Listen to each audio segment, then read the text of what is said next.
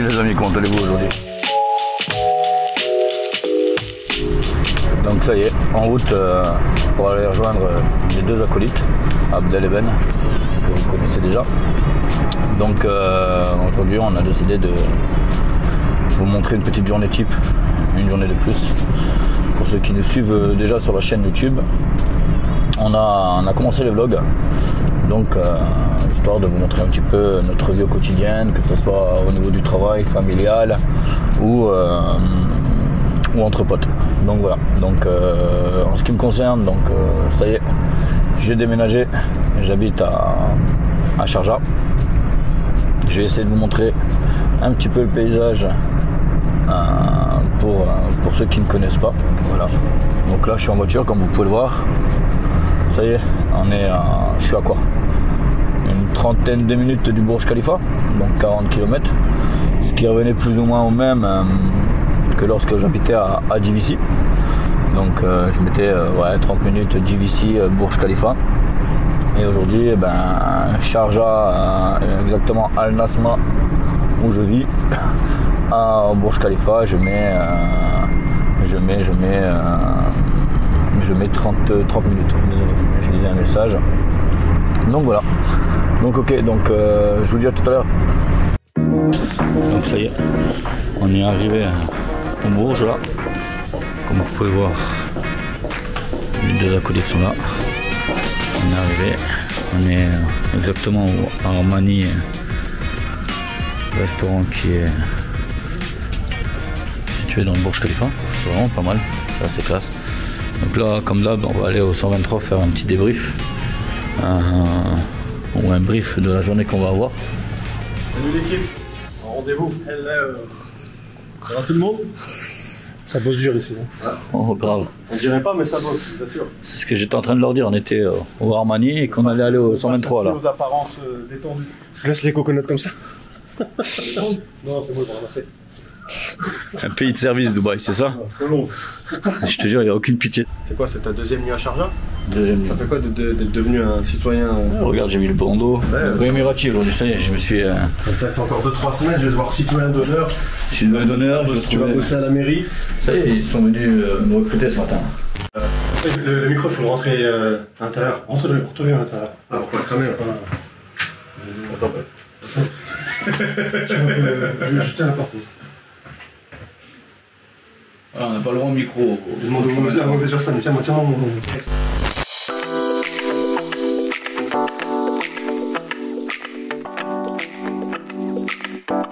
Là, on a rejoint donc des clients, Karim et sa famille.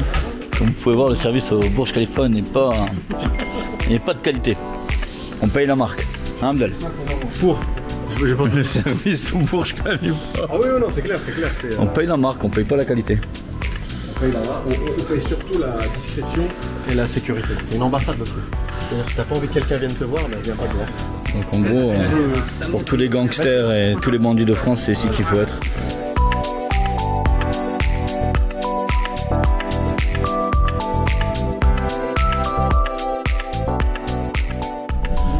Cette journée de feignant, 123, un promoteur, et après à mon avis, fin de journée, on aime aller se détendre. Ouais. Ouais, ça a l'air trop dur votre vie. Grave. Ouais, ça dépend des jours. Vous, c'est que du contact de toute façon. Ouais, mais non, franchement, c'est une ville relou, Dubaï. Après, subhanallah, comme on disait dans Fagaïsam, la ville parfaite, elle n'existe pas. T'es jamais bien. Ça tourne. Ouais, ça tourne. Et action. Action. Peu importe où tu vas, il y aura toujours quelque chose à dire. En fait, là, on peut pas se lâcher. Non, tu peux dire ce que tu veux. Là, t'es sur écoute. Mais au contraire, c'est... Non, mais c'est... Là, on peut demander des rançons si on se lâche. Non, il y a une qualité de vie, comme d'hab, tu gagnes. C'est la morale de la vie, de toute façon, tu gagnes sur certains points, tu perds sur d'autres. On en parlait la dernière fois, là, quand on parlait du sport pour les enfants. En France, ça coûte combien une licence de foot? À 200 balles. T'as 200 balles. Ici, si tu mets, je sais pas, ta fille au taekwondo, ton fils au foot... À 200 balles, mais où? Partout. Non, en France. Chaque ville de France, ils ont leur petite salle municipale. Jiu-Jitsu, c'est 150 € l'année. Ici, je me suis renseigné. C'est 10 000 balles par semaine. T'es vraiment déconnecté. Ouais, c'est ça le truc. Il est déconnecté total. Je suis pas la cible de ces choses-là. Plus sérieusement, comme d'hab, hein, fidèle au poste, on est au 123, dans le lunch de l'ami Ben. C'est là où souvent on démarre les journées, on fait le point. Justement, avant que tu arrives, Mehdi, tu étais encore à Sharjah, tu m'as appelé, tu m'as expliqué un petit peu où est-ce que tu en étais avec les clients. Ouais. Tu as pas mal de clients là qui commencent à se prêter, qui t'ont envoyé de l'argent. Ouais, comment ça ? Des expressions d'intérêt, ouais. Expressions d'intérêt pour des projets, comme on dit, on n'a pas l'habitude de le dire, mais qu'on a en exclusivité pour le coup. Qu'on a réussi à avoir en exclusivité. Ouais, et ça c'est... après, vraiment... quand on dit en exclu, c'est encore une fois, parce qu'on l'avait dit notamment dans un podcast, on vend tous la même chose. Le projet, d'autres personnes vont le vendre. La seule différence, c'est le timing. C'est-à-dire, Mehdi, toi en l'occurrence, tu as eu des infos, tu as eu des prix, tu as eu des vues, etc. En gros, tu as eu toutes les infos. On est sur 1 mois et demi en avance là. Voilà, tu as eu toutes les infos avant beaucoup de personnes. Voilà. Et pour la simple et bonne raison que tu as vendu énormément chez ce promoteur-là. Voilà, c'est ça. On peut dire son nom, c'est Samana. Ça, c'est Samana. Samana, c'est pas un secret, tu vois, c'est pas la CIA, c'est Samana. Et même eux, en retour, pour garder de bonnes relations avec toi, bah, ils font en sorte de te mettre dans de bonnes dispositions pour que tu puisses bosser bien, quoi. C'est ça, c'est tout à fait ça. Donc je vais leur expliquer un peu si tu veux bien. Vas-y. Donc voilà, donc comme disait Ben il y a quelques secondes, on a avec donc le promoteur Samana la chance d'avoir en avance quelques projets qui sont proposés. Donc en l'occurrence là 2, Mykonos 2 et Samana Green. Mykonos 2 qui va être situé à Arjan, avec donc à la différence du premier, lui proposera des studios sans piscine. Et studio avec piscine, une chambre, 2 chambres et 3 chambres avec piscine. Donc ça c'est pour Mykonos 2. Donc les prix de départ pour ce projet, ils sont de 550 000 AED pour Mykonos 2. Et le projet à Arjan, donc projet à Dubailand, Samana Green. Donc lui, prix de départ, on est à 420 000 AED. Donc ce qui est très intéressant, ce qui fait à peu près 106-107 000 euros avec un plan de paiement sur 60 mois. Donc ça faisait un petit moment qu'on n'avait pas eu ce genre de projet qui était proposé sur Dubaï. Donc là, pour les investisseurs qui souhaitent avoir plusieurs petits biens pas très chers avec un rendement locatif intéressant, c'est le genre de projet que je pense qu'il pourra vous convenir. Donc voilà, donc pour ceux qui sont intéressés sur ce genre de projet, n'hésitez pas à contacter nous, faites-nous un petit message et on répondra à vos questions. Et moi, ce que je regardais ce matin là, on avait remarqué déjà ça fin janvier, et tu vois, c'est une tendance qui s'est accentuée. Pourtant, franchement, je l'ai pas vu venir parce que les hôtels ils restent chers, tu vois, mais les Airbnb ils marchent de moins en moins. Ils marchent bien. Il marche, tu vois, ça reste plus que convenable. C'est pas qu'il marche moins bien, si tu veux, c'est que l'écart entre le Airbnb et la location sur l'année, il se resserre. Moi, actuellement, comme beaucoup le savent, je loue des appartements, on va dire, de gestion locative qu'on a repris. Sur un simple studio, on est à peu près à 1 500 euros par mois. Il y a eu une augmentation, certes, les loyers sont chers, ok, mais comme je dis souvent, ça va dépendre de ce qu'on vient chercher à Dubaï. On va payer le studio 1 500 euros, effectivement, c'est plus cher qu'un appartement, un studio en France où on est à 400 euros, 350 euros dans une zone CEPA. Dans une zone, vous avez du bruit, il n'y a pas de sécurité, la voiture, on vous la braque, la maison, vous êtes obligé de la fermer avec 4 verrous. J'ai pas fermé l'appartement de chez moi pendant 1 an en clé. Ma clé était sur ma porte, j'ai pas fermé 1 année ma maison. Je veux dire, bon, on paye cher le loyer, mais à côté, on a des coins pas chers, pour manger pas cher, sortir pas cher, les activités pas chères, les vêtements pas chers. Donc c'est vrai que le budget appartement, c'est pour moi le budget le plus élevé, mais à côté, si on regarde bien et on réfléchit bien, on sait où trouver pour compenser le loyer. Et après, la qualité de vie, le rythme de vie n'est pas pareil, ça se paye, tout a un prix de toute façon. Moi en France, je vivais à la campagne, je payais une maison plus chère que si je l'avais achetée en centre-ville, mais mes enfants jouaient tranquillement. J'avais un terrain, j'avais un jardin, j'avais un parc. Ici pour Dubaï c'est la même chose. Vous pouvez trouver pas cher à Al-Barcha. Vous allez trouver des appartements à des prix minables, mais vous n'allez pas avoir la tranquillité d'esprit quand vous rentrez chez vous, il n'y a pas de bruit, que la sécurité vous ne l'avez pas, parce que bon, même si c'est un pays sûr, ça reste quand même un pays avec différentes nationalités, différentes cultures, les gens ne pensent pas pareil, réagissent pas pareil. Ça reste quand même, on est quand même dans un monde de sauvages, mine de rien, il faut dire ce qui est. Non mais c'est la vérité. T'imagines, on a ouvert les portes à toutes les nationalités du monde. On a tous une culture, on a tous une façon de penser différemment. Et c'est vrai que je tiens à préciser que ce qu'on paye cher en loyer, on le compense par la sécurité. Donc là on va aller chez Emar, on a un rendez-vous client, ensuite on aura 2-3 rendez-vous dans la journée. Ça va être une journée un peu simple aujourd'hui et on va finir la journée dans un spa. Restez avec nous, vous allez voir ça, c'est intéressant. Généralement on a accès à une quarantaine de spas 5 étoiles à Dubaï. Donc c'est des spas avec sauna, comment on appelle ça, hammam, jacuzzi et piscine. Donc voilà, on va aller faire un petit tour là-bas ce soir pour bien se relaxer parce que c'est vrai que passer des longues journées comme ça c'est intéressant, mais se relaxer et passer des bons moments c'est primordial dans une journée. Ok, donc suivez-nous et à très bientôt. Là on sort de Burj Khalifa pour aller à pied au mall. En fait il y a un accès direct de Burj Khalifa à Dubai Mall. Et là on va aller au Sales Center de Emar. Donc c'est le centre des ventes de Emar. Donc c'est tout droit, suivez-nous, vous allez aimer ça.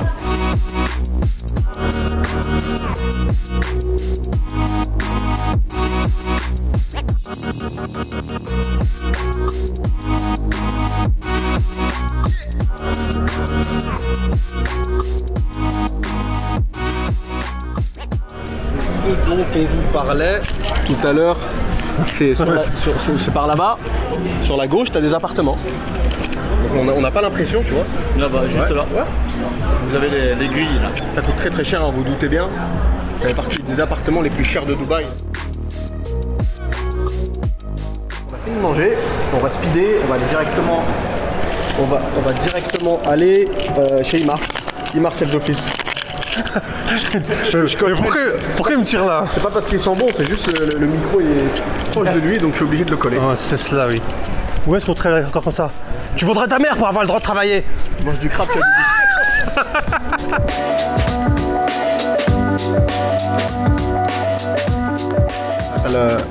la première île qui, on va dire, qui ressemble un petit peu à Manhattan. C'est un petit peu copié de Manhattan, tu vois. T'as des vues de dingue, hein, pour ceux qui se sont déjà rendus à la crique. T'as des très très belles vues de downtown. T'as l'impression que c'est limite une carte postale. Donc pourquoi ce quartier-là, tu peux faire des très très belles plus-values au niveau de la revente. Bon, déjà c'est un master développement de Imar. Donc il n'y a que Imar et personne d'autre. Ils vont pas vendre les parcelles de terrain à qui que ce soit. Donc tu vas pas avoir un petit promoteur qui va débarquer, faire un immeuble pas génial niveau design, etc. C'est Imar, donc c'est pensé que par Imar et designé que par Imar. Donc tu as une vision globale et un design global. Et là, si tu veux, on se base sur ce qui a été fait par le passé. Tous ceux qui ont acheté sur plan à Downtown, on parle d'il y a à peu près 7-8 ans. Dans certains cas, il y en a même qui ont doublé, voire triplé leur investissement. Notamment grâce à Dubai Mall, etc. Voilà, c'est devenu un quartier super attractif. Voilà. Donc, pour revenir au sujet principal, le client de Mehdi, on va essayer de l'orienter sur Grove. Ouais, c'est des immeubles un petit peu plus petits pour le coup, tu vois, en termes d'étages. Mais il dispose d'une vue très sympa, il y a une belle promenade. Et ce qui est bien, encore une fois, avec Imar, il ramène tout. Imar, il ramène tout dans un quartier, c'est un master développeur, pardon. Donc ils te ramènent les magasins, les centres commerciaux, c'est eux qui gèrent tout, de A à Z. Donc c'est eux-mêmes qui font en sorte que ta propriété prenne de la valeur. Parce qu'il va tout y avoir dans un périmètre assez restreint. École, supermarché, clinique, nurserie, coiffeur, pressing, etc. J'en passe. Ouais. Après il l'avait annoncé cette année, sincèrement je pense qu'on est encore loin. On est encore loin du métro, mais pour ceux qui ne connaissent pas forcément la crique, on est à 2 pas de l'aéroport. Sincèrement, si ça roule bien, on peut arriver à aller 13 minutes, tu arrives à la crique de l'aéroport.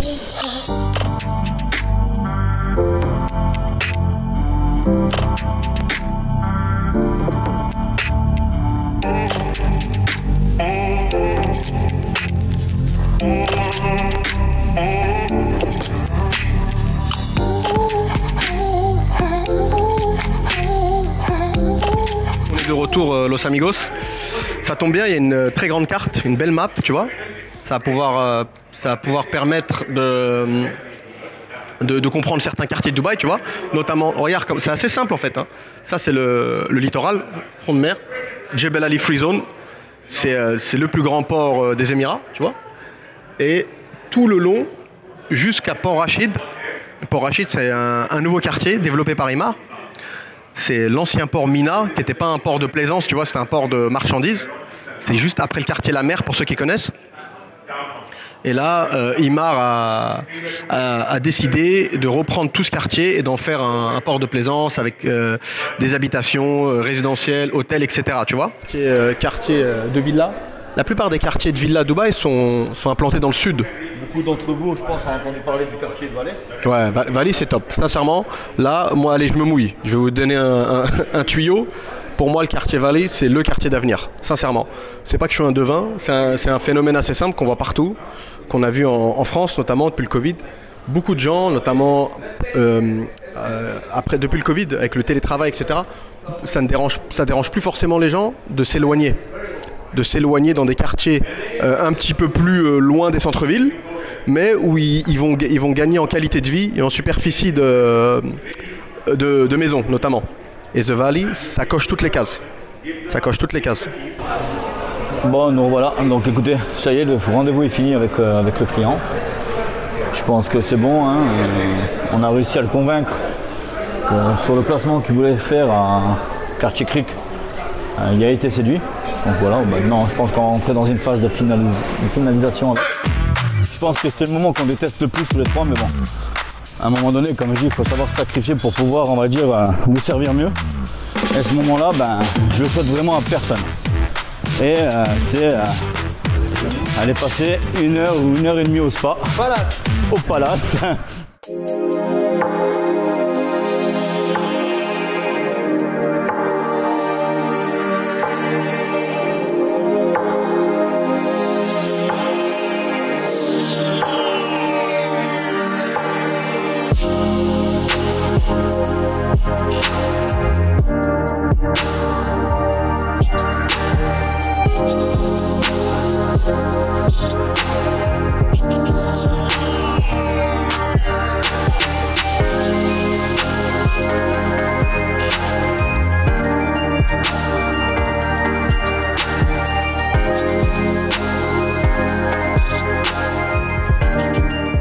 Pour ceux qui vont regarder ça, on vous envoie plein de good vibes. On vous montre tout ça pour vous motiver, hein, pas pour vous plomber le moral, bien au contraire. C'est pour vous envoyer des ondes positives, rien de mieux. Venez nous rejoindre. Le revoilà l'équipe au complet. Là, Mehdi bouge sur JVC, Jumeirah Village Circle, pour voir où en sont les travaux d'un appartement. Un appartement a été retapé, l'appartement d'un client de Mehdi, et les gars sont partis. Et Mehdi va passer en contrôleur, il va se mettre en mode contrôleur qualité. Ben va retourner à Burj Khalifa pour finir les travaux mais digital. Tout ce qui est, il va regarder un petit peu les campagnes. Il va préparer les shorts, YouTube Shorts. Et voilà, los amigos. On est bon, je vous dis à demain. Et prenez soin de vous. Et à bientôt. Allez, bonne soirée tout le monde, ciao ciao. Salut les amis, comment allez-vous aujourd'hui? Donc, écoutez, j'espère que vous avez passé une bonne soirée hier. Donc on est dans le deuxième jour aujourd'hui. Deuxième jour du vlog. Donc là, bon, c'est moi qui a pris la caméra aujourd'hui. Donc là, je vais partir sur JVC. Hier soir, j'ai été faire une inspection de travaux par rapport à un appartement qui a été vendu. Donc du coup, là, je vais vérifier si les peintres ont bien fini leur boulot. Et j'y étais hier soir, il y avait quelques petits défauts. Donc là, il est quoi? Il est 13h moins le quart. Je pars. Il va me falloir une bonne demi-heure à peu près pour arriver à JVC. Donc je vais vous montrer.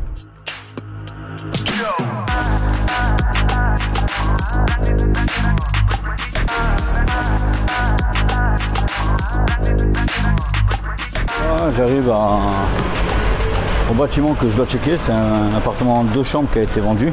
En gros, on a fait passer une équipe pour peindre l'appartement. effectuer quelques travaux. Donc comme vous pouvez voir là, il y a ça qui est à remettre ici. Donc là on est projet Élysée Panthéon 1. Donc pour ceux qui connaissent, c'est un promoteur qui proposait des plans de paiement allant de 5 à 10 ans. Bon, ça a été livré, fini. Et voilà, le bâtiment a 2 ans. Donc voilà, donc là on est le quartier de visite. On va aller rejoindre Abdel Eben. Donc ils sont à B-Square. Salut l'équipe, j'espère que tout le monde va bien. Écoutez, démarrage de la journée, je sors de chez moi, c'est-à-dire je sors du quartier Jumeirah, pour ceux qui connaissent. Et je vous explique un petit peu le déroulé de la journée. Dans l'après-midi, je vais rejoindre les deux acolytes. Mehdi, si ma mémoire est bonne, pareil, il est sur un suivi de chantier. Il était, depuis ce matin, il est en mode travaux. Et Ben, il est en train de bosser sur les campagnes. Donc il est devant son ordi. On peut même pas l'appeler pour te dire. Et moi, là, j'ai 2 visites. Enfin, une visite. La deuxième à confirmer, mais une sûre. Comme d'hab, le client a été un petit peu trop optimiste sur l'heure à laquelle il allait se réveiller. Mais bon, je me doutais, donc je me suis organisé. À Dubaï, bizarrement, on se couche assez tard, de manière générale. Je sais pas si c'est parce qu'il fait beau et on a pour habitude d'être dehors jusqu'à tard. Mais bref. Petit aparté, donc là je suis dans le quartier de Jumeirah, je vais vous montrer un petit peu et je vais faire la chose la plus importante de la journée qui est aller prendre un bon café. Et nous revoilà, c'est un quartier très sympa dans lequel on va souvent, le Biker Café. C'est un café autour comme on l'indique encore une fois, de la bécane, du 2 roues. Donc c'est bonne petite ambiance dans le café. À moins d'être vraiment dans un étage élevé, je préfère cette vue là à l'autre. L'autre, ce qui est bien, c'est que tu as la vue mer. Mais il faut être un étage un petit peu élevé, parce qu'il y a Sheikh Zayed Road qui barre un petit peu la vue. Pas des masses, mais même ça, tu vois, ça risquerait d'être. Ça risquerait, c'est bruyant, clairement. Là, en fait, c'est les écuries. C'est les écuries, ça fait partie des écuries royales du Cheikh de Dubaï. Donc voilà, tu as vu sur les chevaux, machin, qui s'entraînent et tout. C'est plutôt une vue agréable. À savoir en plus que tu es en pleine ville. Ça donne un petit côté campagne. On se trouve dans cette tour-là.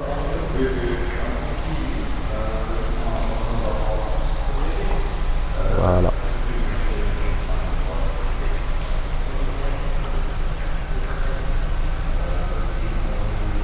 Bon allez. On a fini avec la maquette. On va dans la vraie vie. Voilà les amis, nous voilà dans l'appartement, dans le très grand appartement. Donc c'est pas un appartement commun, on va dire, c'est ce qu'avait demandé le client. Donc prestation de dingue, hein, comme vous pouvez voir. C'est un penthouse, il n'y a que 2 appartements sur le palier. Donc niveau voisinage, t'es tranquille. Bon, faut pas avoir le vertige, ça c'est sûr. Tu as une vue imprenable sur tout Jumeirah Bay, c'est là où on était tout à l'heure d'ailleurs. Ça c'est le canal de Business Bay. Bon, les vitres sont un peu crades, je sais pas si vous allez pouvoir voir correctement. Il y a la Sheikh Zayed Road tout en bas. Il y a le parc Safa Park. On voit tout en fait. On voit Résidence Bulgarie, Four Seasons, on voit l'île privée de Jumeirah. Je pense que... Ouais, on voit même The World. On ne pouvait pas voir malheureusement. Mais moi j'arrive à discerner les îles assez facilement. 1, 2, 3, 4.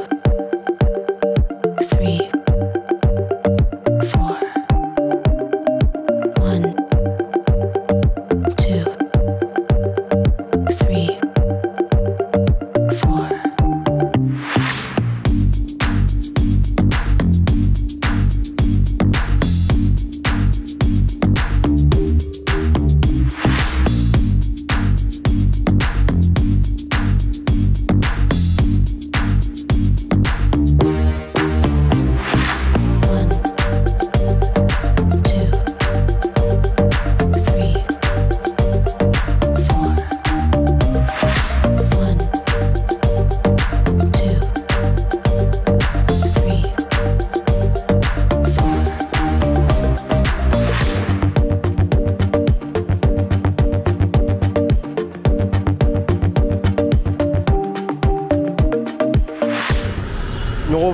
donc c'est bon.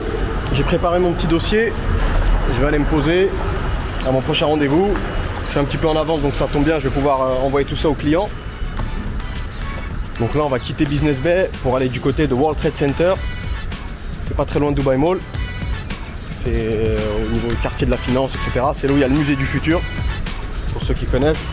Et voilà la MIF, bah, c'est reparti, on y retourne. Ciao. Je suis arrivé au lieu de rendez-vous, un de mes endroits préférés dans tout Dubaï. On prend souvent des rendez-vous ici parce que c'est super stylé, good vibes, et ils ont du bon café. Bonjour à tous, comment ça va? Alors aujourd'hui ça va être une journée assez particulière et vous savez pourquoi? Parce que vous allez me suivre dans la matinée à Burj Khalifa. Donc je vais commencer à m'entraîner, ensuite je vais faire une petite séance de nage et ensuite je vais bosser, ok? Enfin bosser, on s'entend plus. Suivez-moi.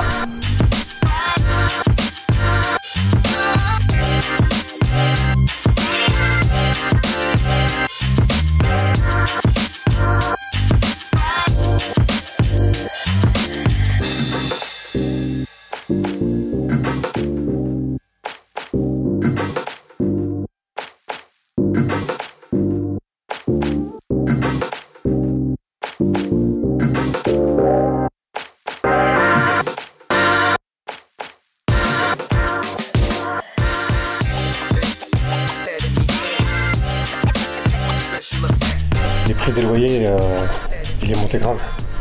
En fait, avant le Covid, on pouvait trouver un studio à 75 000 dirhams avec un seul chèque.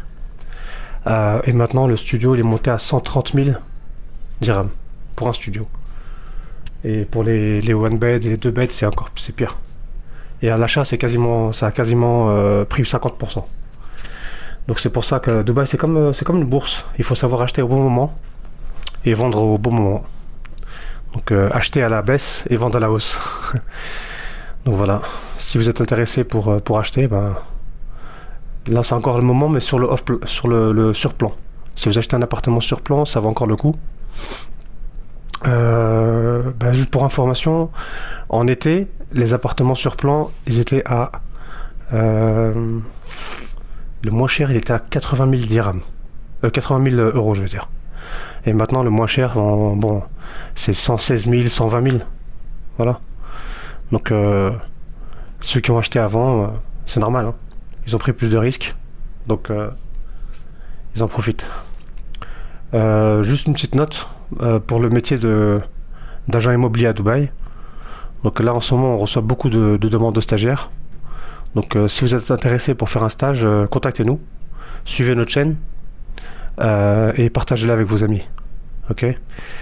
Donc là, pour le métier d'agent immobilier, c'est un métier qui est entre guillemets difficile à Dubaï. Pourquoi? Parce qu'il y a plusieurs agents qui se battent pour une petite partie du business entre guillemets. Pourquoi? Parce qu'en fait, il y a 3 ans, il y avait au moins un 6e d'agents de maintenant. Donc les agents ils poussent. Il y en a plein qui viennent, qui testent pendant quelques mois. Mais Dubaï, c'est cher. Dubaï, c'est une ville très très chère. Moi, j'ai compté pour... si tu veux venir chercher un travail ou si tu veux te prendre un petit studio pour toi et vivre et manger dehors tous les jours, ça te coûtera dans les 8 000 à 9 000 dirhams. Ça fait 2 000, 2 200 euros. Et ça, c'est juste pour vivre normalement. Maintenant, c'est vrai que si tu veux vivre avec quelqu'un d'autre, partager une chambre dans une villa, ouais, là c'est moins cher. Ou partager une chambre dans un appartement à 3-4 bedrooms et partager une chambre avec une autre personne, ouais, pareil. Là aussi tu peux t'en sortir pour moi. Mais si tu veux vivre dans un studio, le studio il est à 6 000 dirhams le moins cher. Enfin, le moins cher. À JVC. Donc c'est à 20 minutes de downtown. Ou 25 minutes, ça dépend. Et voilà quoi. Donc si tu veux vivre dans un studio, c'est dans les 6 000. 5-6 000. Si tu veux vivre, partager une chambre, ça peut être 3 500. Après, ça peut être 2000, hein, mais ça dépend du style de la chambre, tu vois. En fait, ici, tu payes pour ce que tu as. Si tu veux un truc classe, ben, il faut mettre l'argent. Et si tu veux un truc moyen, average, il faut aussi mettre l'argent, en fait. En gros, il faut mettre l'argent partout ici à Dubaï maintenant. C'est plus ce que c'était avant. Moi, j'étais là en 2009-2010. Et ouais, les appartements, ils étaient moins chers. Et bon, après, c'est comme ça. Dubaï, c'est comme ça. C'est sinusoïdal. Donc là, on est vraiment en train de monter. On est vraiment en hausse. Et après, bah, ça risque de baisser. Mais bon, avec tout ce qui se passe en ce moment partout dans le monde, je sais pas ça va baisser quand à Dubaï. Hein, parce que tout le monde se réfugie à Dubaï. Donc que ce soit les Ukrainiens, les Russes, les Iraniens, les Turcs, les Français, les Européens en général, tout le monde se réfugie à Dubaï. Donc je vois pas comment Dubaï pourrait baisser. Donc il y en a plein qui se disent oui, les appartements sont super chers, ils n'arrêtent pas de monter. Oui, mais est-ce que ça va baisser? Oui, mais quand? On ne sait pas. Donc je pense pas que ça va baisser d'ici les deux prochaines années, finalement. Il y a Mehdi qui est venu me chercher. Apparemment il y a un truc spécial, donc voilà. Donc suivez-nous.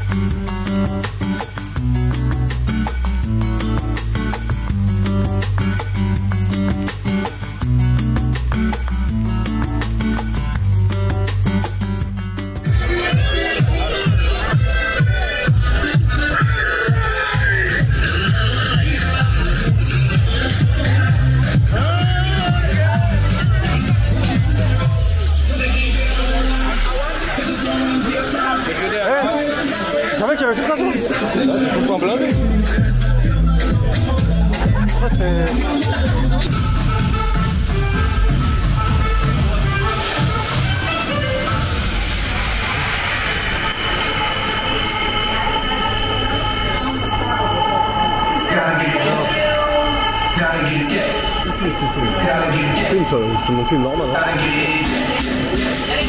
Le revoilà, l'équipe au grand complet. Bah écoutez, on arrive sur la fin de journée. Longue journée, comme d'hab, qui est passée vite pour le coup. Épuisante. Pour ceux qui se demandent pourquoi c'est le mètre carré le plus cher, pour la simple et bonne raison que c'est une des... Monaco. Ouais voilà, déjà ça fait... Non sérieux, ça fait très Monaco. Et c'est une des rares, hormis le fait que ce soit un branding qui a été fait, donc Résidence Bulgarie. Voilà, c'est une marque de joaillier, de luxe, d'horloger. Je pense que beaucoup de gens la connaissent déjà. Mais c'est même pas juste ça. Bon, il y a un yacht club et tout. C'est surtout le côté privé. Je vous donne rapidement la raison pour laquelle on se trouve ici. C'est qu'on a eu une demande, un client suisse qui cherche un appartement à la location. On fait assez peu de location, mais vous doutez bien que sur une adresse comme ça, on gagne pratiquement autant d'argent que si on vendait. Parce que pour vous donner un ordre d'idée, louer un appartement ici de 3 chambres plus une chambre de bonne, la maid room, on est à plus de 150 000 € l'année. Et ce qui se passe, étant donné que c'est un tout petit monde, c'est pas des annonces qu'on va retrouver dans beaucoup d'agences ou sur les sites tels que Dubizzle ou Property Finder. C'est toute la résidence, elle est gérée par pratiquement une seule agence. C'est Driven pour ne pas la nommer, et même chez Driven, c'est pratiquement une seule et même personne qui gère tout ça. Donc il y a beaucoup de bouche à oreille. Donc ce qui se passe, c'est qu'on est obligé de se rendre. C'est un marché spécial et de niche. On peut pas faire ça par WhatsApp ou t'envoies un DM à quelqu'un. Non, faut venir. Tu montes ta tête souvent, ils te connaissent, etc. Tu commences à tisser de bonnes relations avec la sécurité, facility management, ceux qui gèrent donc le port, etc. La marina plutôt. Et une fois que tu gagnes leur confiance, là, éventuellement, ils te disent « Ah bah écoute, dans l'immeuble B, au 3e étage, il y a un appartement, le contrat de location, il arrive à son terme dans 3 mois, peut-être tu as un coup à jouer, tu vois. » C'est comme ça que ça fonctionne. C'est vraiment un marché très précis. Ça n'a rien à voir avec le reste de Dubaï, c'est pas JVC ou Business Bay où les apparts tombent en location et tu t'appelles et voilà quoi. Donc on essaye de gérer ça. C'est pour ça que ces derniers jours, on vient assez souvent fin de journée, pour boucler notre journée et en même temps essayer de faire le maximum de contacts pour connaître les futurs dispos dans la résidence Bulgarie. En tout cas les amis, comme d'hab, Nous, ça nous a fait plaisir de vous embarquer avec nous. J'espère que vous avez kiffé. Comme d'hab, le but c'est vraiment de vous faire partager nos journées et de vous faire kiffer un petit peu sans... Voilà, c'est good vibes comme d'hab. Vous envoyez de la bonne énergie et de la motivation. Voilà l'équipe. À très bientôt dans le prochain épisode. Ciao, ciao. Salut tout le monde, comment allez-vous? J'espère que vous avez passé un bon week-end. Donc ça y est, on reprend une semaine là, donc il est quoi? Il est 13h. Je pars de chez moi là, je vais aller rejoindre Abdel et Ben. Donc Abdel ce matin était parti faire un visa, Ben toujours derrière l'écran de l'ordinateur pour tout ce qui est marketing, publicité, voilà, pour apporter du contenu. On a Jérémy qui lui s'occupe du site web. Donc vous le connaissez pas, c'est vrai que vous le voyez pas souvent, mais celui qui a créé le site web, c'est lui qui le gère. Donc voilà, je voulais apporter la petite touche d'information. J'aime pas laisser les gens dans l'ombre. Quoi d'autre? Donc en ce qui me concerne, bon moi le week-end, généralement, je dors pas, je travaille tout le temps. Donc là j'ai un client qui a booké Eva Green, le projet de Samana avec des studios à partir de 107 000 € exactement. Donc en l'occurrence lui il a obtenu à moins de 100 000 € parce que son apport était assez conséquent. Donc une bonne affaire pour lui parce que la rentabilité va être bonne. On va être sur du 8 à 10%. Donc un projet où on va pouvoir mettre un locataire à l'année. Donc une garantie de loyer qui va rentrer, on va dire, régulièrement. Donc il va falloir que j'aille chez le promoteur. Voilà, avoir le reçu du paiement. Je dois faire aussi comment ça s'appelle, une visite d'appartement témoin pour un client qui est intéressé chez Wave 2. Donc voilà. Et chose importante pour ceux qui connaissent le promoteur Oro 24, ben, dans 10 jours il y a le lancement du 3e projet. Donc on est en mesure de prendre une expression d'intérêt, à savoir que le plan de paiement sera de 80 mois avec un apport de 20%, 1% par mois pendant 80 mois. Donc voilà. Donc chose, on va dire, je pense très importante pour les investisseurs qui ont loupé, on va dire, Torino, le premier projet, et l'Evento, le 2e projet. Donc là, on a eu, on va dire, après grosse discussion avec le promoteur, la possibilité de prendre des expressions d'intérêt. Donc voilà, donc aujourd'hui, peut-être que si j'ai le temps, j'irai faire un tour chez le promoteur, histoire de faire une petite vidéo des 2 précédents projets. Donc voilà les amis, donc restez connectés et je vous dis à tout à l'heure. Ciao. Bonjour tout le monde, bonjour les amis, content de vous retrouver en direct de Dubaï, dans la voiture, comme d'hab j'ai envie de te dire. J'espère que tout le monde a passé une bonne semaine. Écoutez, là on est sur Jumeirah One. Désolé, les vitres sont dégueulasses. Ma voiture de manière générale c'est un hôtel sur roue. Il y a des cadavres de sandwich, de boissons, de tout ce que tu veux. Ticket de parking, ticket de valet, etc. Donc j'espère que la visibilité ça va pas être trop galère. Voilà les amis, on démarre la journée. Avant d'aller retrouver les deux zigotos, Mehdi et Ben. Mehdi je crois il est encore à Sharjah et Ben je sais qu'il est en train de bosser sur le site. Parce que c'est bien beau de faire un site mais c'est vrai que c'est vraiment du boulot pour l'entretien quoi. Faut être dessus tout le temps. En plus à savoir que Dubaï il y a des projets qui sortent très très régulièrement. Si tu l'updates pas, t'es vite dépassé en fait, t'es vite à la masse. Donc là les amis on n'est pas loin de chez moi, c'est-à-dire le quartier La Mer. Sorti de la maison, avant de prendre aller un café, oula ça va mal. Bon déjà attendez, je sais pas si vous êtes prêts mais regardez-moi cette merveille. C'est la tête du matin, la tête du Sbah comme on dit dans le Morbihan. Donc il est vraiment tôt, trop tôt même. Ça m'apprendra à me coucher tard. Le réveil il est difficile mais let's go. Rapidement pour vous dire ce qu'on va faire.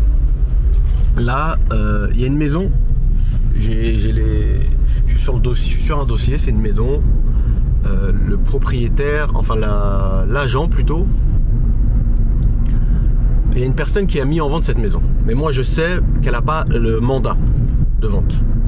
Donc là le but c'est de mettre la main sur le propriétaire directement. Bon, je vais pas me cacher dans les buissons tous les jours pour attraper le propriétaire.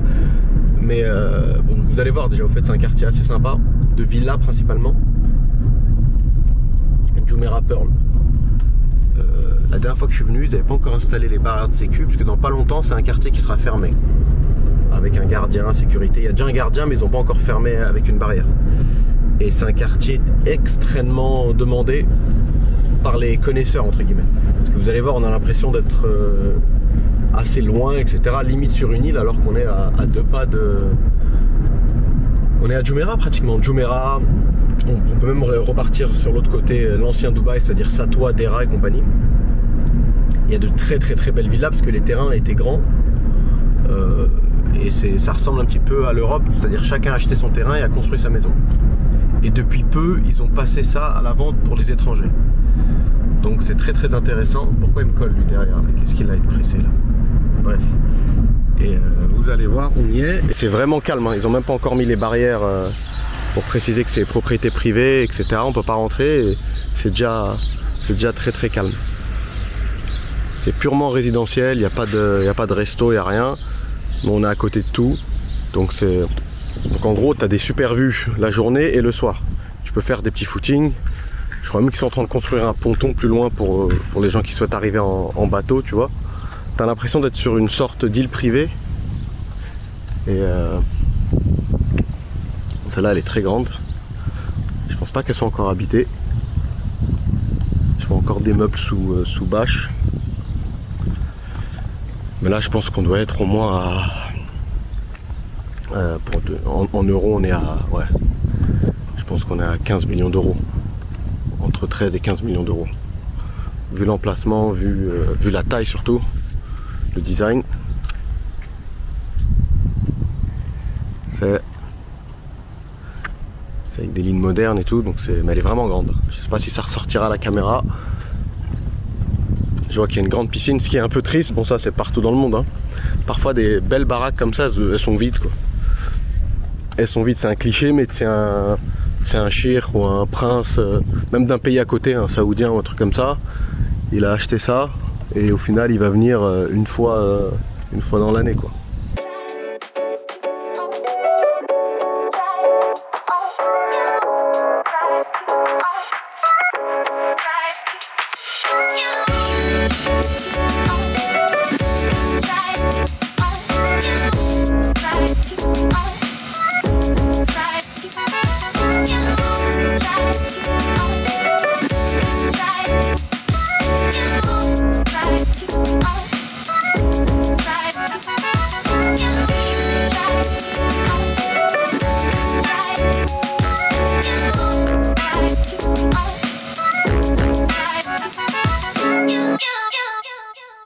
Parti de où est-ce que j'étais tout à l'heure, Jumeirah Pearl, et là je suis parti récupérer l'acolyte chez lui, monsieur Ben. Ouais, t'inquiète. Juste pour votre information, ça prend du temps à faire des vidéos, à les poster, à les trucs, à les éditer. C'est un peu compliqué, on va dire, entre guillemets. Là par exemple, on est le 7 mars, ok. On est mardi 7 mars 2023. Ok, il fait très très beau, le temps s'est lié. Hey Siri, what's the temperature today? 30 degrés. Il fait 30 degrés today à Dubaï et il y a 0% de chance de pluie.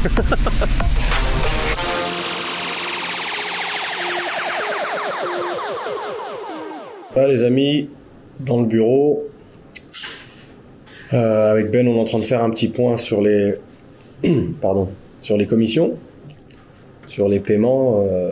Aussi fou que ça puisse paraître, parfois si tu fais pas ça de manière régulière, il y a des paiements que tu loupes, hein, vraiment. Des trucs que tu oublies, tu vois.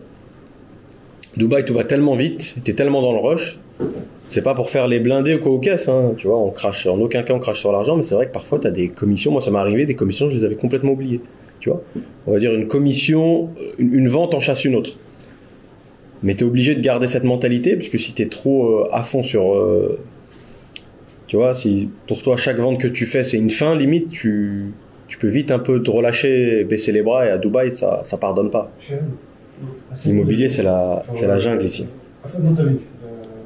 Donc là, on est en train de faire le point. La bonne nouvelle, c'est qu'on a un chèque à aller récupérer, du coup. Ça fait même 4-5 jours qu'on devait aller le récupérer, visiblement. On est reparti sur le mail et c'est vrai que ça fait quelques jours que le chèque est prêt. Donc c'est ce qu'on va faire. Entre-temps, Mehdi, il me semble qu'il a une visite avec un client. Donc on se verra, on fera un petit point après. Moi, je vais préparer aussi, j'ai des clients qui sont arrivés de Belgique, qui ont vendu leur propriété en Belgique, qui ont un budget de 700 000 euros. 700 000 euros et qui souhaitent avoir un appartement d'une chambre. C'est de l'investissement locatif slash pied à terre pendant les vacances. C'est un petit peu ça le projet. Donc j'ai 2-3 choses en tête. Ce qui est bien, c'est que je sais déjà ce que je vais pas leur proposer. Donc au moins on filtre au maximum. Et demain, je vais les rencontrer et on va pouvoir vraiment affiner la recherche. Mais il n'y a pas 1000 choses à proposer en ce moment, surtout dans le off-plan, ce qui est en cours de construction. Je sais que le petit souci qu'on va avoir, ça, il y a beaucoup de clients qui le demandent, donc au moins, je pense que je vais pouvoir répondre à plein de personnes en une fois là. Beaucoup de gens souhaitent avoir des projets sur plan qui sont livrés dans l'année ou l'année qui suit. Je vous dis sincèrement, si ça arrive, c'est qu'il y a un problème. Parce que en moyenne, les projets sont mis à la vente 2 ans avant la date de livraison officielle. À savoir qu'il y a souvent des petits retards à la livraison, mais il faut compter 2 ans. Donc concrètement, un bien qui est vendu courant mars 2023, en général la livraison elle est pour fin d'année 2025, quelque chose comme ça. Mais si on arrive en début d'année 2025 et il y a toujours des unités disponibles sur le projet, c'est qu'il y a un souci. Soit le projet s'est très mal vendu, dans ce cas-là, il faut voir pourquoi. Il est arrivé par le passé que tu vois, certains promoteurs gardent 1 ou 2 étages, c'est un peu de la spéculation. Ils attendent que tout soit vendu, ils retirent de la liste des disponibilités un étage complet, par exemple, tu vois. Et donc, tu es amené à avoir un étage à vendre plus tard dans l'année. Mais vraiment quelques mois avant la livraison qui reste de la dispo, il y a un problème. À la rigueur qu'il y ait des annulations, que tu récupères que tu reprennes la vente, tu récupères à la vente un bien qui avait déjà été vendu à quelqu'un d'autre qui est plus en mesure de payer, ça arrive. Mais voilà. Donc encore une fois, si vous voulez acheter sur plan, je l'ai déjà dit, malheureusement on ne peut pas gagner sur tous les tableaux. On ne peut pas avoir et le paiement long sur plan qui permet d'éviter le crédit, etc. Et derrière en plus un bien qui est livré dans 8 mois ou 1 an. C'est juste pas possible. Il faut être patient. Et voilà quoi, la patience elle est récompensée par le fait qu'on a la possibilité de payer sur X années, 4, 5, 6 dans certains cas. Voilà les amis, donc là on va aller vraisemblablement chercher le chèque. Et je vous reprends tout de suite après. Ciao. Ce que je disais, c'est que en fait pour un business, quand tu lances un nouveau business, tes premiers clients, c'est pas tes familles, c'est pas tes proches, c'est pas les premiers clients à chaque fois. Les premiers clients, c'est des gens que tu connais pas. On appelle ça en arabe les barranés. Les barranés, c'est les gens que tu connais pas. C'est toujours les premiers clients. C'est la raison pour laquelle. Raison pour laquelle c'est dangereux malheureusement pour certains Français d'ouvrir des business basés que sur une certaine catégorie de personnes en pensant que parce qu'ils sont français, c'est leur entourage qui vont venir, ce même entourage va en parler à d'autres. On a vu plein de gens qui ont ouvert par exemple des tacos. Après, pas sûr que ça marche quoi qu'il arrive en France encore de manière générale, mais plein de gens qui ont ouvert des boutiques de niche consacrées aux Français en pensant qu'il allait avoir une sorte de solidarité, mais malheureusement il n'y a pas ça forcément. On a même des amis qui ont des boulangeries françaises et leurs clients c'est pas du tout des Français. Donc faut pas forcément penser que c'est le premier cercle qui va faire gagner de l'argent dans un premier temps. C'est ce qu'on pourrait croire au premier abord, mais une fois qu'on se lance, c'est pas vraiment ça. Donc là c'est bon, on est parti récupérer le chèque. On vous a pas filmé parce que voilà, ça s'est fait vite et il y avait beaucoup de monde et parfois quand il y a du monde on évite de filmer, il y a peut-être des gens qui, tu vois, ils veulent pas, ils ont peur que leur visage passe ou peu importe, il y a certaines femmes et tout, donc on n'a pas fait ça. Là on est au café, on fait un petit point, on attend Mehdi et on doit justement télécharger les jours précédents de tournage qu'on a fait, du vlog. Comme Ben vous l'a dit, aujourd'hui on est le 7 mars 2023, il est 14h. Je suis curieux de savoir quand est-ce que vous allez regarder ce vlog, quand est-ce qu'il sera mis en ligne et quand est-ce que vous allez tomber dessus. En tout cas sachez qu'il a été tourné le 7 mars à 14h sous un soleil de plomb, sous une belle journée à Dubaï, Business Bay, quartier Bay Square. Ça va, on a de la chance parce que normalement début mars il fait vraiment chaud. Il fait vraiment super chaud. Normalement il fait déjà un 35 ou 40 degrés. Mais là il fait seulement 30 degrés aujourd'hui. Mais ça se sent pas parce qu'il y a un peu de vent. Il y a un petit léger vent semi-frais, on va dire. Tiède. Et non, il fait bon. On a de la chance. Donc on apprécie chaque moment. On dit merci pour chaque moment. On esprit de la... Qu'on appelle ça la gratitude. Je perds mon anglais, je perds mon français. Gratitude, comment on dit? Gratitude, en français. En français? Oui.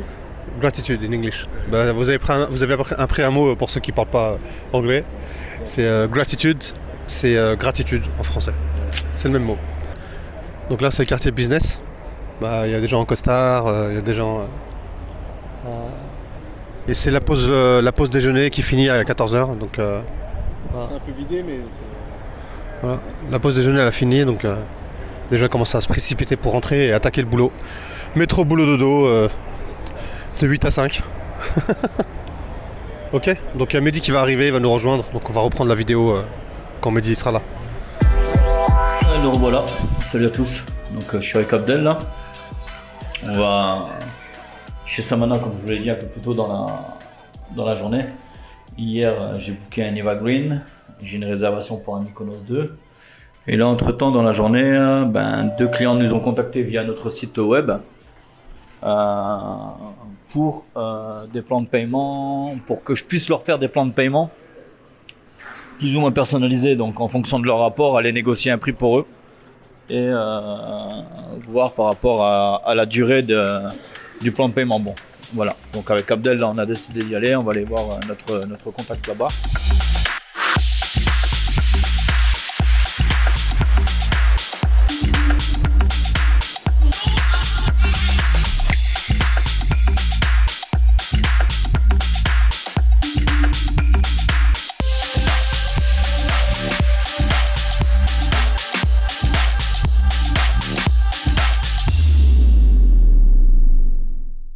On est chez Samana, on est en train de négocier les prix. Comme vous pouvez voir, je suis avec Mister Bilal. Donc j'ai obtenu le plan de paiement à 1,3 pour le Wave 2. Donc là je vais payer l'expression d'intérêt pour Mykonos 2. Donc là c'est une cliente qui m'a envoyé ça. Ça y est, donc là je sors de chez Samana. Donc j'ai obtenu les prix que je souhaitais. Donc là tout à l'heure j'ai eu un client qui m'a appelé pour un appartement, une chambre avec piscine chez Wave 2. En l'occurrence, on lui avait fait une proposition à 275 000 et j'ai réussi à lui obtenir à 263. Donc je vais économiser 12 000 € sur ce prix-là. Voilà. Donc là maintenant, ce que je vais faire, c'est que je vais aller au bureau et je vais rappeler les clients, je vais leur proposer, leur faire part de la négociation que j'ai obtenue et voir avec eux ce qu'ils en pensent. Donc voilà, donc je vous dis à tout à l'heure et restez connectés. Ciao. Voilà, ça y est, on arrive au bureau là, donc on va débriefer le vlog qui va être mis en ligne dans quelques jours. Et on a eu l'agréable surprise que un promoteur Prescott nous a envoyé une boîte de chocolat Gold en forme d'or. Et qu'est-ce qu'il y a dans la boîte? On va l'ouvrir. Et un agenda pour le plus travailleur de nous trois. Donc on va tirer la courte paille. En plus avec un chargeur. Ouais.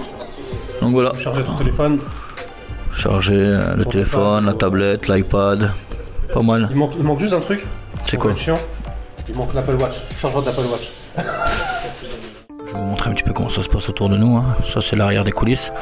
Donc là, on est en train de préparer un podcast. On a Mister Abdel qui est là. Et là-bas au fond, on a Monsieur Propre. Et derrière là, on a notre Karim National qui est juste là. Monsieur Karim Bouaza, hein, pour ceux qui le connaissent. Ça va? Il vient te joindre à nous, Karim. Donc voilà, donc comme je vous disais. Un chapeau. T'as acheté? Non, c'est un ancien truc que j'avais. Il nous sort son chapeau. Ça y est, ça sent l'été. Donc voilà. Alors Karim. Oui. Franchement, écoute, on peut se parler, on est entre nous, je te sens pas aujourd'hui. Hein. Il est passé où le sourire légendaire qui est pas ça là? Chaud patate. Ouais, sûr? Ah ouais, j'essaie de dissocier les deux, t'inquiète. Dissocier les deux quoi? Ça veut dire c'est qu'il y a un truc qui va pas. Non.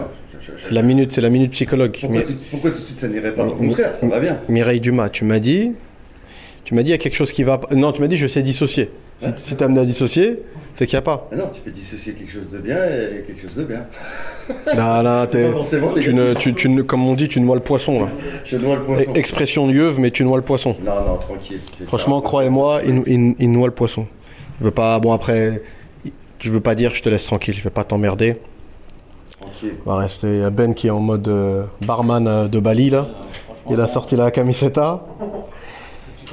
Il a sorti la chemise avec son petit collier, son talisman, sa petite dent de requin.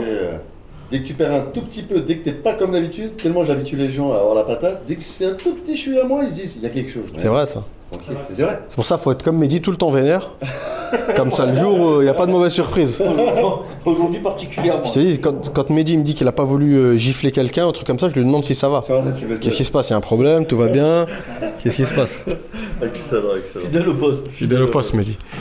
Mais ça qui est bien avec Mehdi, il switch vite. Il peut être vénère, il a deux doigts d'arrêter sa voiture sur l'autoroute et de rentrer, démarrer une bagarre avec deux camionneurs. Ouais. Et 10 minutes après, tu le vois rigoler, c'est vrai. comme si de rien n'était. J'ai une expression pour lui, il est autant énervant qu'attendrissant. Ça lui va parfaitement. C'est exactement ça. Faut pas le croire. Je suis une brute dans un corps de nounours ou un nounours dans un corps de brute. Non, c'est ça. Ça marche pour lui. Non. J'aime pas. On fait un petit question-réponse. Allez, vas-y. Je sais pas, vu que toi, Karim, t'es pas de l'immobilier. Ouais. Vas-y, pose-nous toutes les questions que tu veux. Il y a peut-être des questions dans le lot qui pourraient ressembler à des questions de personnes qui s'intéressent à l'immobilier à Dubaï ou à la vie à Dubaï de manière au sens plus large, tu vois. Je sais pas, n'importe quoi. C'est quoi? Carte blanche, lance le sujet que tu veux. On est à ta disposition, Mehdi et moi. Vas-y, ok. Je suis en France. J'ai envie d'investir dans l'immobilier. Est-ce que quand je vais investir ici, je vais devoir rendre des comptes à la France? Tu pars direct sur le dossier fiscal, quoi. Ouais, exactement. C'est quand même un sujet qui plaît aux gens. Donc, j'ai une théorie sur ça. Vas-y, tu veux commencer, Mehdi? Non, va pas mettre le borderline, quoi. Reste tranquille. Moi, j'ai une théorie. Donc, ma théorie, elle est simple. La France, elle a des connexions partout. Ceux qui ne veulent pas avoir de lien ou de connexion avec Dubaï, payent en espèces. Pour moi, tout ce qui est donné à main, il n'y a pas de traçabilité. Ça, c'est mon point de vue personnel. Si tu fais un virement de la France à Dubaï, si la France, elle décide de faire une enquête sur toi, elle verra que tu as fait, on va dire, un achat, on va dire, à Dubaï. Il faut savoir que je pense que les achats secondaires sont obligés d'être déclarés en France. Même à l'étranger? Ouais, mais le problème, c'est que les enquêtes diligentées... À moins qu'il y ait ce qu'on appelle une commission rogatoire.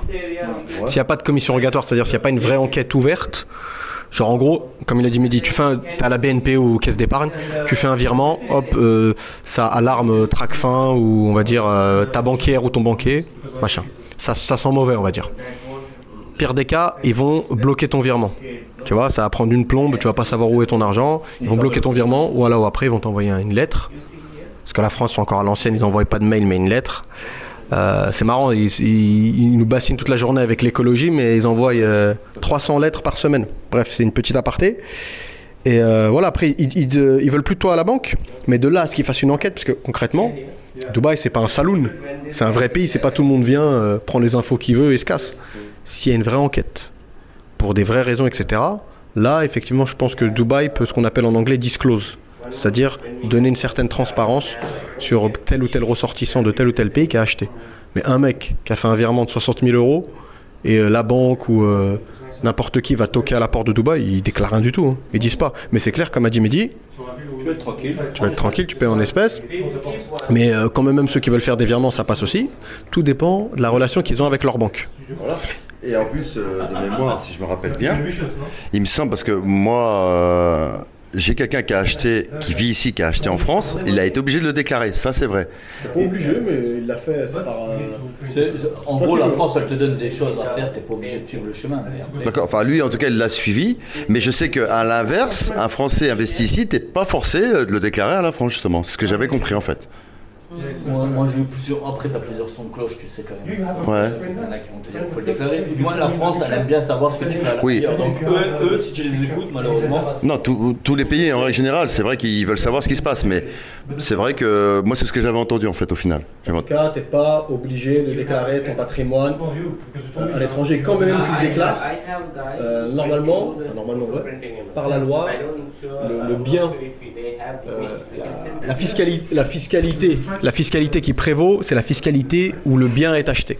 En l'occurrence, les Émirats, il n'y a pas d'impôt, donc le bien que tu as acheté aux Émirats, je connais des gens qui ont des bonnes relations avec leur banque. J'ai un client qui me vient en tête là à Marseille. Ses loyers, il se les fait virer sur son compte en France. Jusqu'à présent, il n'y a pas eu de problème. On touche du bois, on va pas lui porter la poisse, mais ça se passe bien, tu vois. Désolé pour la caméra. Et voilà. D'accord, ok. Tu veux savoir quoi d'autre, Karim? Allez. Souvent je pense que les gens doivent se poser la question sur l'utilité du plan de paiement.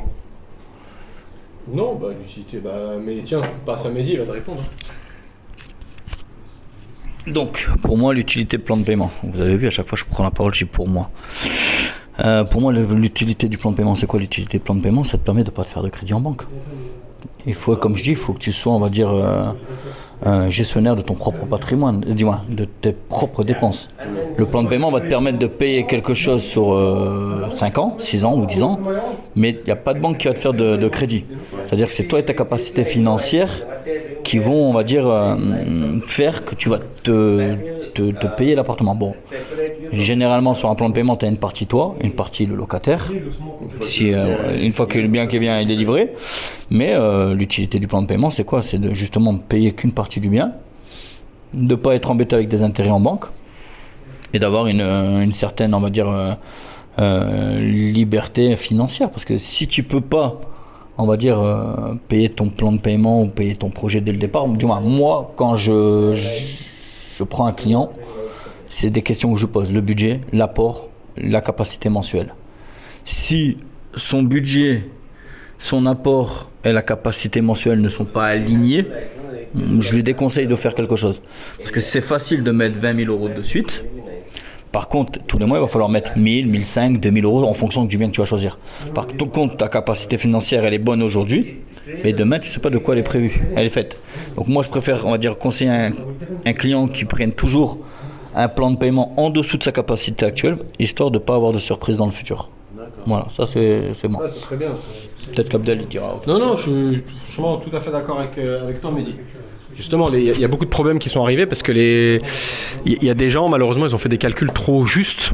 Tu vois, là, quand tu fais tout à l'euro près, le moindre grain de sable dans la machine et tout déraille, tu vois. Après, c'est un peu la panique à bord. Où on a eu le cas quand à un moment le taux il avait grave baissé, tu vois. Et l'euro avait baissé.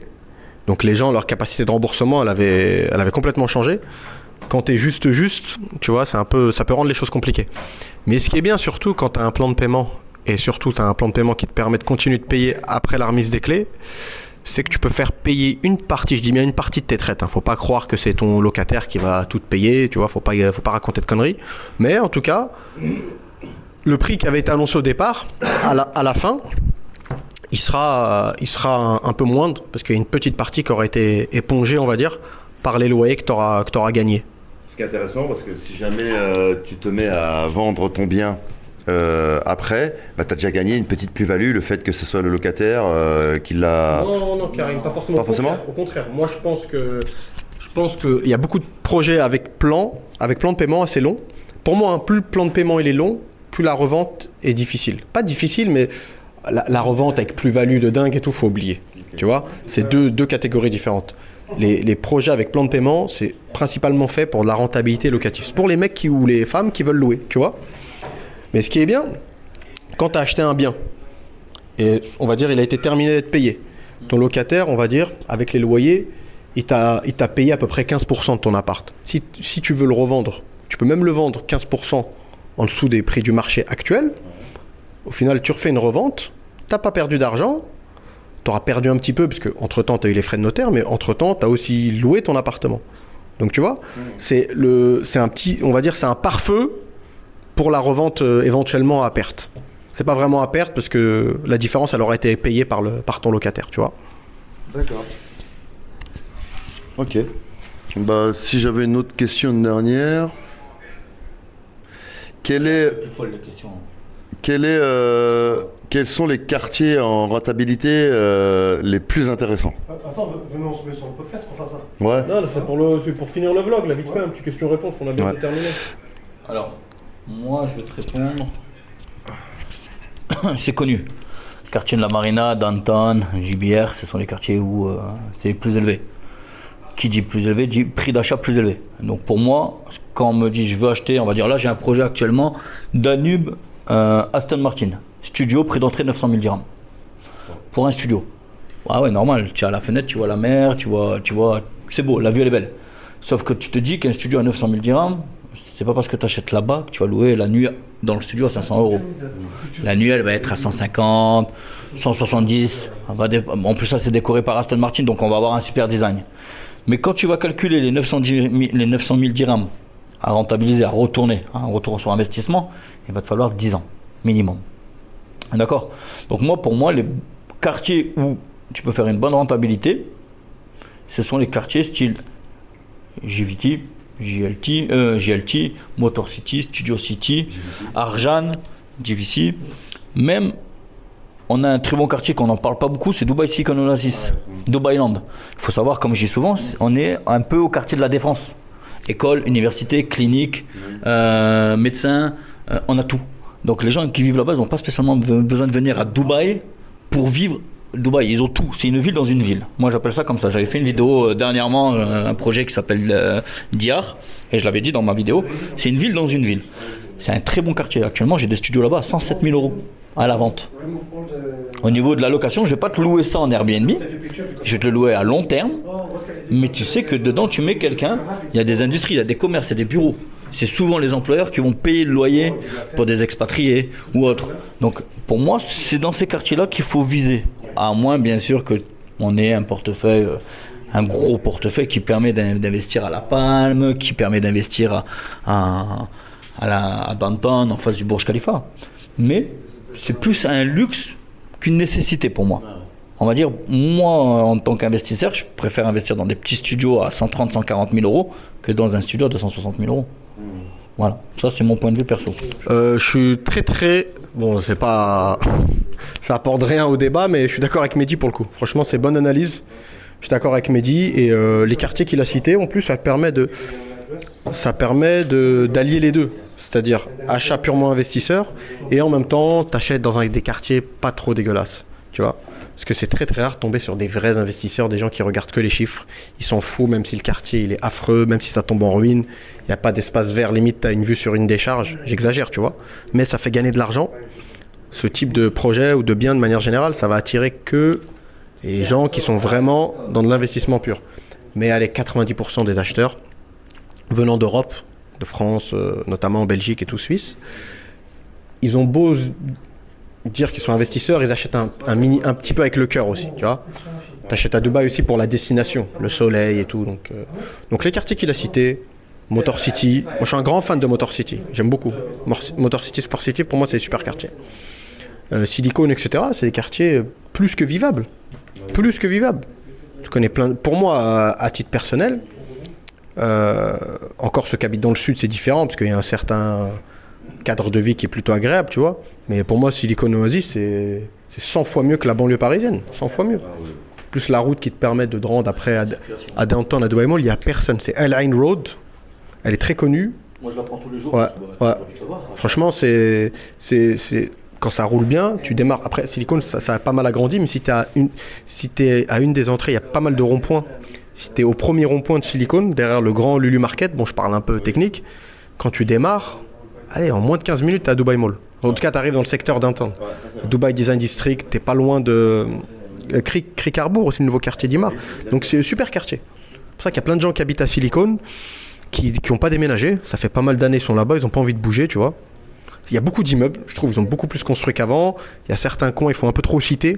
Selon moi, hein, les immeubles sont un peu trop collés. Mais après, en même temps, tu peux pas tout avoir.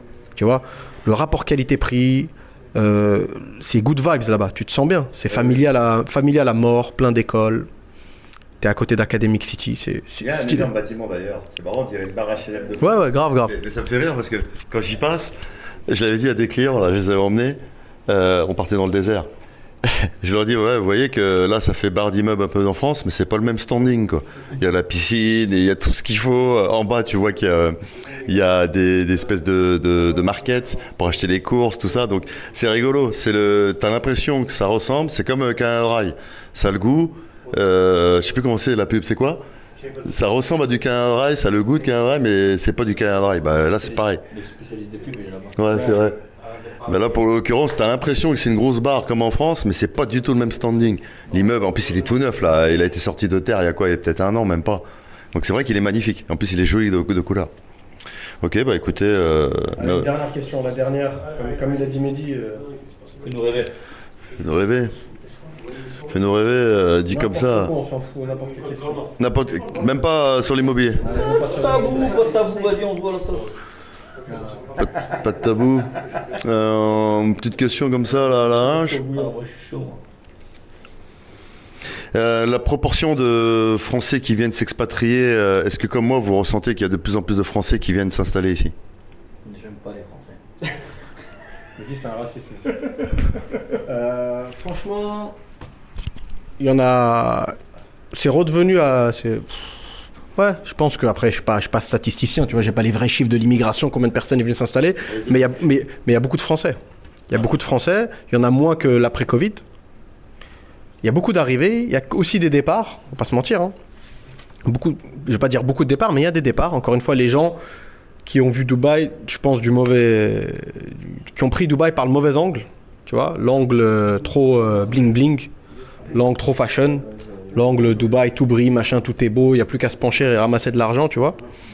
Et ceux-là, malheureusement, ils se sont mangés un mur pour certains, cassé un petit peu les dents. Mais les autres, ouais, il y a de plus en plus de Français, parce qu'on le dit souvent, sinon on devait tous se téléporter, même pas qu'en France, en Europe. T'en as marre, tu veux bouger, changer de cadre de vie pour toi ou ta famille, tes enfants, etc.